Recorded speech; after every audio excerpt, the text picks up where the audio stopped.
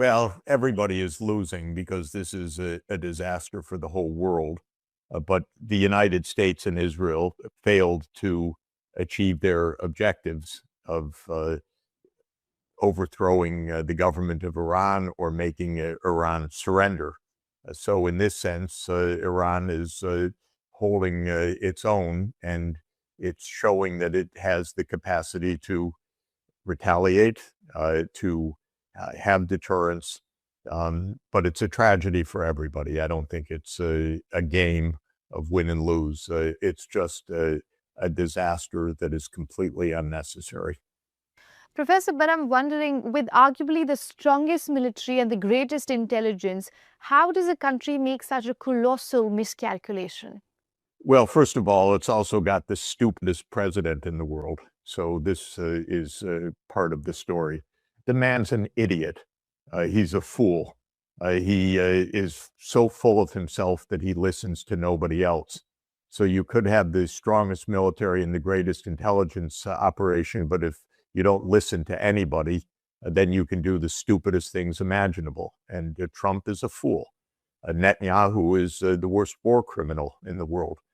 He has gone to war everywhere, from Libya and Sudan to Gaza and the West Bank, Lebanon, Syria, Iraq, Yemen, and Iran, all in pursuit of his mad delusion of Israel being the regional hegemonic power. So you have two people here at the head of this that are just disaster cases. I think they're really mentally ill, frankly, because they're so psychopathic that they don't count lives, they don't count disasters, they don't factor in the consequences of what they're doing. So you should use your military when it's needed and not use it when it's not needed. Professor, I can sense your frustration. Do you think that's something the rest of the Americans also relate to? In general, around maybe a quarter of Americans support Trump in this. Most Americans are strongly opposed. The frustration is very, very high because most of us think that the people around Trump and Trump himself are idiots. And we don't like to see our country governed by idiots. And I'm using language advisedly because, frankly, Trump is saying he's going to mass murder Iranians in the next day. He's going to destroy a cultural heritage that dates back thousands of years. He's going to do it on a whim and on complete ignorance. Netanyahu's going to do it on a lifetime built of hatred. Netanyahu hates everybody except maybe his fellow Israeli citizens, but he hates the Palestinians. He hates anyone that supports the Palestinians. He hates the Iranians. So he's a man of hate. So between the two of them, yeah, people are disgusted. The American people they're abandoning Israel as fast as they can. There is a plurality that supports Palestine now. This is the first time in history because traditionally the American people supported Israel, but that's gone. People are horrified by what's happening. I want to speak about the Israeli Prime Minister as well as the American president in detail. But before we go to that, I want to talk about the American society psyche at the moment. Like you mentioned, that a lot of people are pouring out in support of Palestinians. Hello brothers and sisters, welcome back to the channel. I'm hoping that you are doing great from wherever you're watching this video from. As you know, I'm your host and presenter Agent Stories. And brothers and sisters, after Trump asked for a ceasefire, and we all know that Trump is a liar. Trump doesn't mean whatever he says. It was a 2-week ceasefire. But what Israel did, because Trump and Netanyahu, both of them are one thing. We all know that. And the decisions that Netanyahu makes, you don't want to tell me that Trump doesn't know. He knows. And all these things are theatrics. Well, Trump is asking for a ceasefire. Yang is taking matters to his own hands. Tell me if this is not theatric. Of course it is. Because they all know that they are cornered. The United States is cornered. Israel is cornered. Brothers and sisters,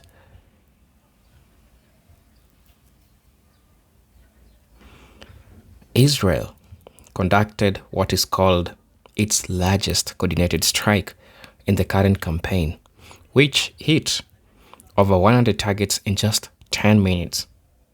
Lebanese authorities reported at least 254 people were killed and more than 1,100 wounded in the April 8 strikes.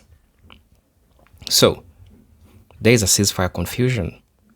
Pakistan, acting as a mediator, stated that the ceasefire was intended to cover the entire region, including Lebanon. So Israel and US, Prime Minister Netanyahu and President Trump both clarified that Lebanon was not part of the truce deal, with Trump referring to the fighting there as a separate skirmish. So this doesn't look well on the face of USA and Israel. We know very well that these two people are authors of chaos, confusion. That's what they want to bring. But I don't want to say much, brothers and sisters. I want us to watch this video by Professor Jeffrey Sachs. He really shares a great view in regards to this, something that I want us to listen. Because he's saying that United States is being run by a bunch of idiots. And yes, to his statement, I agree. So brothers and sisters, let us watch this video. I'm going to be back with my thoughts and commentaries in regards to this. And for those who are watching me for the first time, I'm your host and praise and hygienic stories. So let's watch the video. I'll be back. But there is also a very strong pro-Israel lobby in America. How are they seeing the war? Well, the lobby is a political force, but not a dominant opinion in the United States. So there's a lot of money, big money, that pays for candidates that support Israel. There is one group in the United States, more numerous than Jews, who are divided about Israel, that vote for Trump, and that's what we call the Christian evangelicals or Christian Zionists. These are people who have very peculiar beliefs, by the way, about the end of the world. And they believe that the events that are taking place in Israel are shaping the end of the world. Well, surprisingly, because America's really a strange country, they constitute maybe 15 or 20% of the American population. Not dominant by any means, but big enough that they have an influence. And you can see them if you go online to see the prayers taking place in the White House and the people saying that God has sent Trump. And it's very weird. You wouldn't even believe it, but it's actually happening in the White House. And this is part of the story, whether Trump is using this or whether he really believes that he's sent by God on this mission. Who knows with this guy? You can't know. But it's so strange. We've never had anything like this in the American government before. You think there's a possibility he genuinely believes that God sent him? Of course, he says so. And he's definitely a mentally ill person. Psychiatrists that are specialists in forensic psychiatry call him a psychopath. They call him a narcissist. They call him paranoid. They call him a megalomaniac. They have lots of clinical terms. But what they mean is that this guy is full of himself to a delusional extent. He doesn't care about anybody else. He cares about only himself. And he could believe, yes, he's God's agent. Netanyahu behaves in a similar way. We're in the hands of really two very mentally unstable people. This is not how things are talked about in political circles. Oh, yes, Israel has its reasons and so on. This is the most bizarre, unnecessary, vicious, murderous war imaginable. It's even worse than the Iraq war in 2003, which was a phony war, also spurred by Netanyahu. This time, they don't even give excuses. Well, they do give excuses. Last time, they said it was weapons of mass destruction. That was just a made-up argument. This time, Trump, just like an idiot, honestly, says, oh, I'm stopping them from having nuclear weapons. They didn't want nuclear weapons. Nuclear weapons was ruled against the religion by the supreme leader that they murdered. The Iranians had put themselves under UN supervision of the International Atomic Energy Agency in 2015 in a UN Security Council-backed agreement called the Joint Comprehensive Plan of Action, and Trump ripped it up in 2018. So what do they want?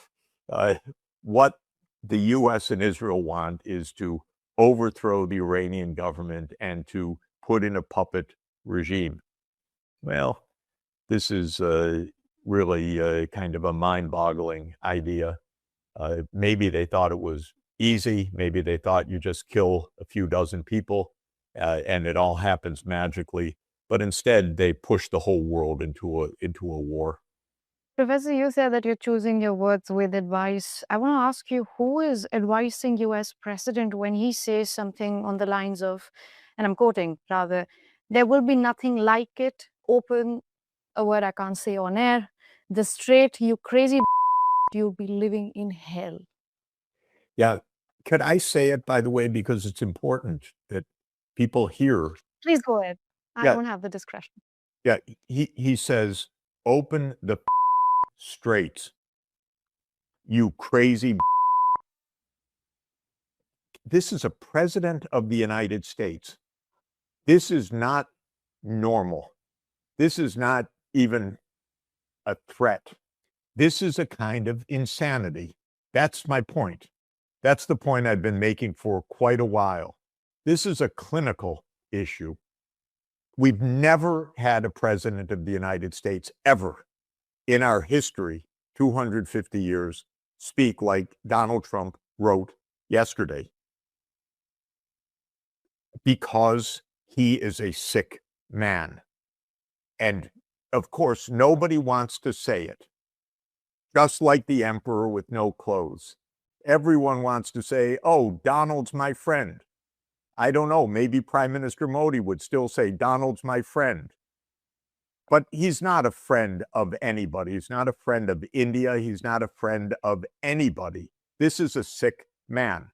And he has in control the most powerful military in the world.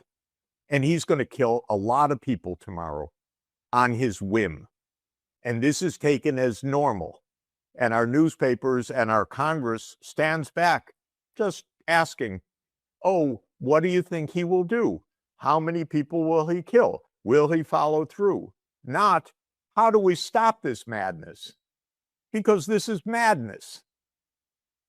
I know that the Iranians did not want a nuclear weapon and they wanted to negotiate. I know that because they called me repeatedly. Mr. Sachs, do you know anyone in the White House? Do you know anyone we can talk to? Because I hang out at the United Nations, because I've met the president of Iran on 2 occasions. And he spent both hours just talking about peace. And I had to feel so sad. What a nice man, a heart surgeon who doesn't understand the contemptible president of the United States, who's going to take any words of a nice heart surgeon and say, I think I'll kill you. And that's how they're behaving right now. And why can't world leaders say something about this before it's too late? That's what makes me especially upset. Look, I'm a professor. Why can't a world leader say, it's really not right for you, Mr. Trump, to say you're going to return Iran to the Stone Age? It's really not right, Mr. Trump, to say, open the strait. It's really not right, Mr. Trump, to say you will destroy every bridge and power plant in Iran. Why does everyone hold back? Why do our newspapers say, oh, I wonder what Donald Trump is going to do next? It's time, actually, for this not to happen. This is a kind of insanity. This is not politics by other means. This is just murder before our eyes by a deranged old man and an absolutely vicious war criminal, Benjamin Netanyahu, who, by the way, Prime Minister Modi met the week before this started, after Israel had committed a genocide in Gaza. But we're just not supposed to say these things, you know? We're supposed to have genocide in polite company. But 100,000 people were killed, mainly women and children. The whole city of Gaza, which goes back thousands of years, was leveled to the ground, was turned into rubble before our eyes. And that's normal. We can't normalize mass murder in our world. And that's what we're doing. That's why I'm really asking some leaders to do something. I understand where you're coming from. I also understand because we've had this chat over the course of the past 1 year of Trump being, more than 1 year of Trump being in office. And I understand your frustration because since the beginning, since the day he was elected, rather re-elected, you've been warning that he's going to take America to war. But then, there is one conversation that a lot of us are constantly going back to in the middle of this war, is that the truth is that majority of Americans have elected this president, not once, twice. And many are now arguing that maybe Americans deserve this because they should have known what was coming. Well, first of all, India doesn't deserve it. Iran doesn't deserve it. The Gulf countries don't deserve it. Nobody deserves Trump outside of America. And within America, it's not true that a majority of Americans elected Trump. It's true that he had of roughly half the country that voted, because they don't really enable poor people to vote. They go out of their way to make sure that the turnout in the United States is low. Well, slightly more than half voted for Trump. I don't know what the exact number is, but of all eligible voters, probably 27 or 28%, because it's something like half of those who are eligible to vote voted, and about half of those voted for Trump. So he's had support of, at the beginning, about 40% of the American adult population. Now it's down to maybe 33% of the American adult population. His disapproval rating is over 60%. We have a system on paper called the U.S. Constitution, which means that we don't elect a monarch or a despot. We have a system based on the checks and balances of three branches of government. But one of them is dead, Congress. It doesn't do anything. It doesn't take any responsibility, even though under our Constitution, Congress has the responsibility, and by the way, the sole responsibility for tariffs, that's last year's business, and for war, that's the immediate business. Actually, it's not a majority that voted for Trump. We have rather low turnouts. In the United States, the turnout in 2024 was a little bit over 60% of the eligible voters, and about half of those voted for Trump. It turns out that he was supported by about 32% of all eligible voters. So nothing like a majority. And when you look at his approval ratings, they started roughly around 40% approval and around 50% disapproval. Today, they are at about 33 to 35% approval and roughly 60% disapproval. This is an unpopular person, but our legislative body, our Congress, which is supposed to represent the people, barely exists anymore. And you'll recall when we talked last year, and I said all the time, what Trump was doing with tariffs was illegal. It was clear. It was unconstitutional. I said so from the beginning. He turned over the whole world. He's a maniac. Professor, in the last address that President Trump made, he said something in passing that the entire country of Iran can be taken out in one night, and that night might be tomorrow night. Keeping in mind that the president has constantly contradicted himself, how much merit do you think there is in his Tuesday deadline? I think that it's likely that there will be heavy bombing tomorrow. I don't think that it's true that he can take out Iran in one night. He could commit mass murder tomorrow. That's possible. He could commit unprecedented war crimes. That's possible. But I don't think that he can take out Iran. And I think that Iran, if struck in this way, will retaliate very harshly against Israel and against U.S. targets in the region and against military and energy targets in the Middle East. I think we're in for a disaster, is what I think. And I think it's likely that this disaster actually goes forward at this point. Also, one obvious question that I'm wondering, and I think many of the Americans might be wondering as well, is if President Trump says every single day that Iran's military, nuclear infrastructure, and its regime has been quote unquote decimated, why is this war still on? Well, it hasn't been decimated. So the question is, why does Trump say it? And that is partly the normal bluster and lying of the U.S. government, but it's also his individual mental condition. Watch whatever Trump says about anything. It's always the biggest, the best, the most historic, the greatest event in the history of the world by the greatest genius.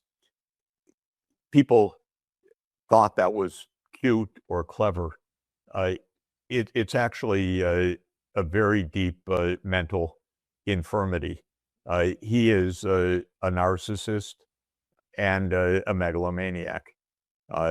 He is living in a delusional world, surrounded by people who tell him how wonderful he is.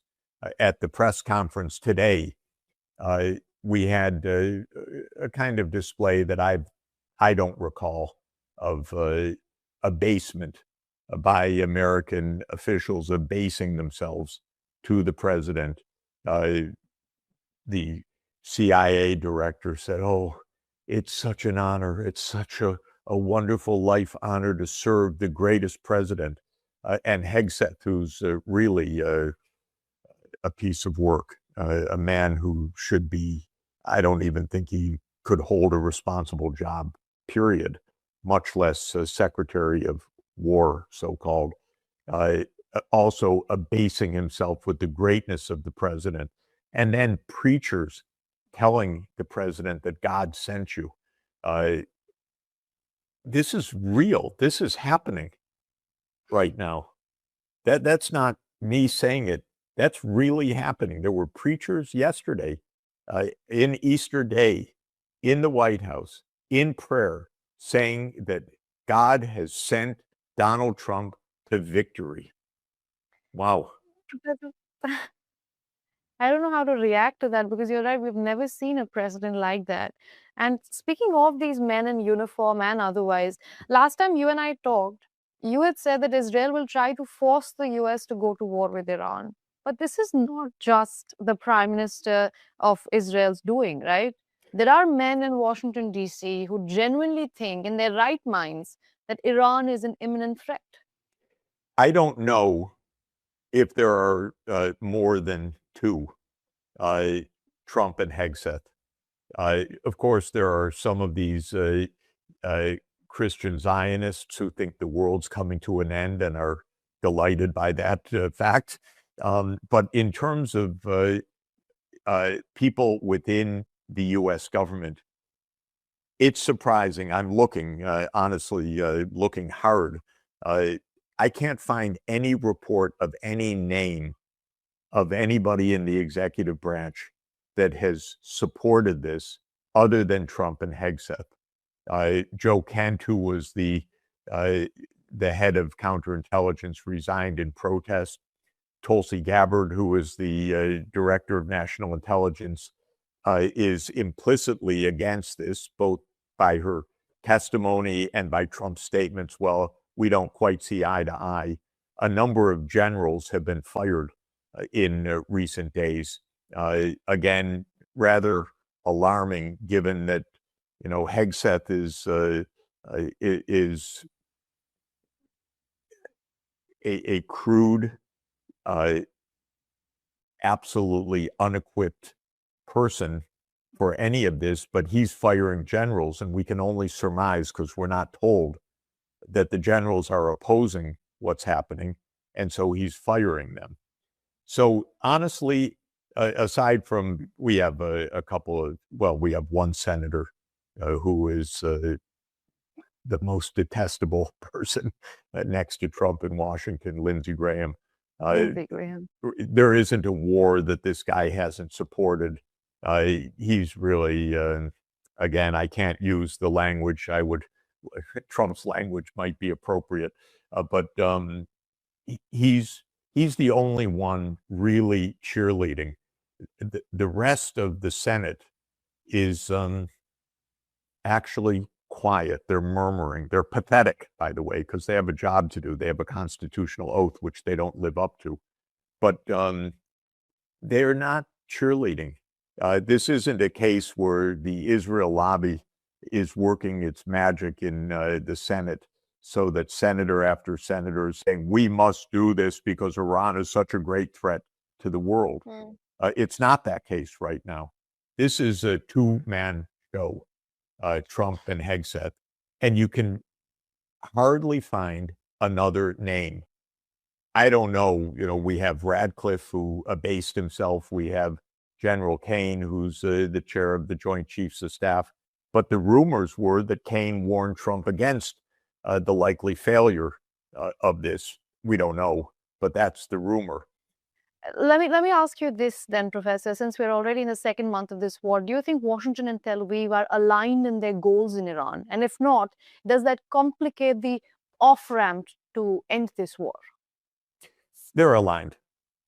They both want to kill as many Iranians as possible and to bring Iran under the complete subjugation of Israel and the United States. They want to install a puppet regime. So they're aligned. But as things stand right now, don't you think Donald Trump genuinely wants to end the war? And No. Benjamin Netanyahu, you don't? No, what Donald Trump wants, of course he wants to end the war. And to use his favorite expression, he wants the supreme leader of Iran to come kiss his. That's, again, quoting Donald Trump, what he said about the Crown Prince of Saudi Arabia, saying, he didn't think he'd be kissing my. Honestly, this is a president of the United States. I'm trying to tell the world something. Pay attention. World, please. This is not normal. And grown-ups, and I count Prime Minister Modi, I count President Putin, I count President Xi Jinping as grown-ups, need to have a talk with this person. Really have a talk. And I mean now, before the world's blown up. Yeah, he would listen to the three of them because they're big boys for him. He's like a junior high schooler who has to be in the in group. So these are three leaders of superpowers. And yes, he would listen to them. Probably Do you think only to any them. of them have, do you think any of them have been approached to mediate between the two? I don't know. I don't know. I don't think that they've done it together, and I think they should. That is the BRICS, and I think this is what should be done. Trump craves approval. He can't dismiss Prime Minister Modi, just who are you, head of a superpower with 1.5 billion people. He can't just dismiss President Xi. He's supposed to be going there in a couple weeks. He can't just dismiss President Putin, who he knows is formidable and leading a formidable country. So the three of them could probably sit down and say, Donald, take a seat, calm down, take a deep breath, have some tea, here's a cookie. You don't have to destroy Iran. And here's why it's not good for you. And we'll stay with you. We'll have a nice afternoon together. It'll be wonderful. The four leaders, we could play bridge. We could do all sorts of things. Donald, let's have a nice afternoon together. You don't have to destroy Iran.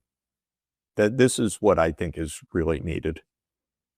The daddy and the child analogy has completely turned on its head there. Well, the But, guy behaves like a 3-year-old. He's impulsive. He's violent. He is remorseless. I think 3-year-olds generally behave better, but they don't have a lot of self-control necessarily. And this is Donald Trump's mentality. And many psychologists have pointed out the man had a very difficult childhood. He had a very cruel and domineering father. He's nursed an insecurity all his life. And it became this kind of malignant narcissism. Professor, what do you make of Iran's strategy in the war so far? Well, they're seeing bombs coming in over their heads. They're very nice people. I meet with the Iranian diplomats all the time. They want peace. They're horrified by what's happening to their country. But they're also understanding that they're facing a maniac. They know that. They are going to defend themselves. But I don't think that they are very happy about this at all. I met with them for the last 2 years, and they wanted to negotiate. And, it's strange because the demonization of Iran is pervasive in the Western media, but not too many Westerners actually know and meet Iranian diplomats and leaders and so forth. I do because of my work at the UN. They're very dignified, soft-spoken, looking for negotiation, trying to say, well, will this work? I was absolutely horrified last summer, of course, when in the midst of negotiations, Israel and the United States bombed them and started the war.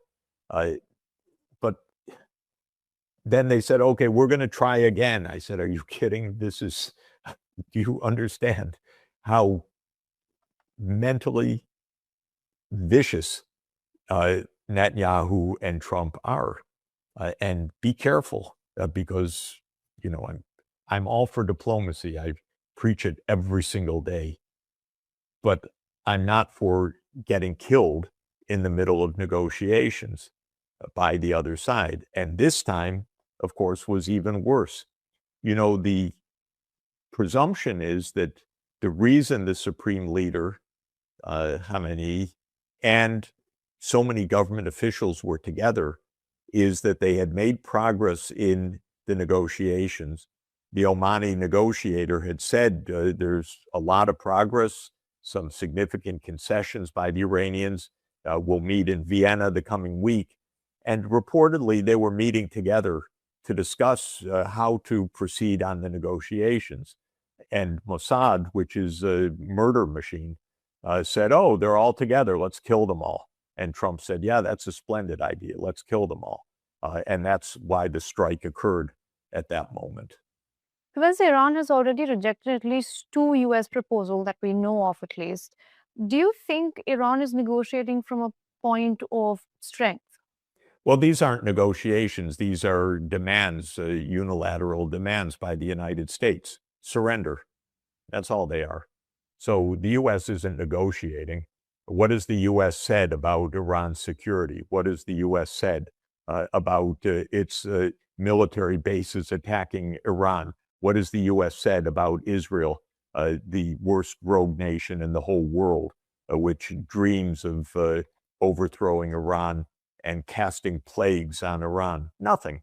The U.S. says nothing except, here are our demands.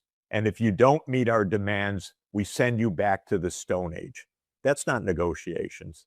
That's pure thuggery. And what does Iran want right now?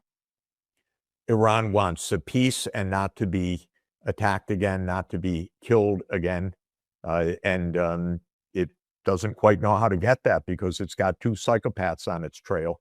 And one of them is the President of the United States. Professor, you were quite angry about the fact that why aren't world leaders speaking up? But Yes. world leaders, especially NATO leaders. Well, and, NATO, I give up on NATO. Look, if you have a U.S. military base, you're not a sovereign country. This is a basic proposition. These are occupied countries. Why the hell would France, or even less than France's special case, why would Germany have U.S. military bases 80 years after the end of World War II? 80 years. Why would Japan have U.S. military bases 80 years after the end of World War II? And this is true all over these NATO countries. The U.S. controls these countries. These are not independent countries. They barely can make a coherent sentence, unfortunately. All they say at the UN is attacking Iran. They don't even say that Iran has been attacked. It's very predictable to keep the scorecard at a UN Security Council session. If the country hosts a U.S. military base, it says Iran is an aggressor. It's like turning the world upside down because they just absolutely cannot say the truth about the country that occupies them. This is why I've said to India all along, for heaven's sake, don't join the Quad. Are you kidding? India had enough of colonial rule. Don't become part of America's empire. It's a big mistake. But these countries are part of America's empire for the last 80 years, so they don't even think straight. They don't even know what it means to think independently. The only one that's made any sense at all is the president of Spain, President Pedro Sanchez, who said, I'm not getting involved in this war. And then Trump said, we eliminate Spain from the map. I don't remember exactly how he put it. But you see, the American mindset in general in Washington is we control everything. And then the Trump mindset puts that into a delusional degree that I control everything and nobody talks back to me and I punish whoever I want. That's what you get into. So all of these countries are afraid to say a word. They're just afraid. Hello brothers and sisters, welcome back to the channel. I'm hoping that you are doing great from wherever you're watching this video from. Again, I'm your host and presenter Eugene Tech Stories, and this is crazy. The United States and Israel is good at one thing: creating confusion and chaos at the same time. Because all this killing and destruction, they're doing it for nothing. So much suffering all over the world. They have caused enormous suffering economically, socially. The trauma that these groups of people that have left to the world is really alarming, and it's something that people need to talk about. Somebody said that 94 of the U.S. senators and congressmen take the bribe from Israel. And so they definitely, the Israel controls everything in the United States, because there is just a way that they are benefiting from all this. So shameful, so humiliating, and utterly disgraceful. Impeach, jail for war crimes. There's so many war crimes that the United States and Israel has engaged with, that if we get to look it up, we all know where all this is going. Overheard on a Florida dock over bears one night, an older vet said, "My America died with Kennedy. Israel is feeding off the corpse. Never thought of it again until recently." That's what is going on, right? That's what's going on right now. Now, remember the USS Liberty. Not one more American murdered by or dying for the war criminal Israelis. They can never honestly say that this was an accident. The Israelis murdered US Navy sailors, and the victims, the survivors, and their families deserve justice. For the war crimes that the US has done, the Israel has done, it's really crazy. This poor man, ceaselessly beating his head against the wall of stupidity, begging those in power, begging them to see them errors of their ways, and nobody listens or does anything. How disheartened it must be. But I, for one, I hope he never stops spreading truth and common sense and excellent advice, guidance, and civility. I'm sure as well as many others around the globe appreciate his amazing work and knowledge and good sense. Don't give up, Professor Sachs. True. Professor Sachs should not give up. At least is amongst one of those critics that calls out Trump, that calls out Israel, and all these geopolitical things that are happening across the globe and how it affects everyone. And we all know that this is so much important, right? Remember, Iran is not part of the greater Israel map. Please don't think that the Zionist regime has stopped its plan to conquer the promised lands and become the Zionist empire of the promised land of the Zionist Bible. So, it's so easy when we live far from these events and the population exists in a culture we don't understand to take real note of the personal death and the devastation we cause. Mothers, fathers, brothers, sisters, aunts, and uncles dead. And these people mean so much to a lot of these people that have lost this group of people. So I think it's just fair if we talk about it. If we call the madness that Nyang'ao and Trump have, all these people, right? We have a democracy. How on God's green earth, governed by evil, it will be any other way? They are destroying God's creation, and the leaders stand by and watch our food abominations. Most of our so-called Christians in line collecting them dollars, bills you all, and the governmental position have to shake their heads.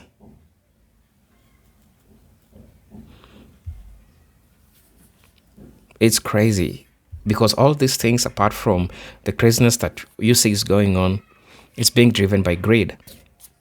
Greed is driving all that we are seeing right now. Right? Mr. Trump is not stupid. He is a puppet for many reasons. He has led a wonderful life, but now it's time to pay back all the people that he gave him his life. Style like all people, they sell their souls to the devil. This day had come. America is the World Bank for all wars and finance every crime on earth. We send off our military to fight, made up wars to make wealth, business, and more powerful.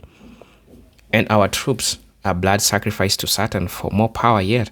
We are hell right now for all practical purposes. I believe Trump wants to get out of this, hoping the 25th Amendment will prevail.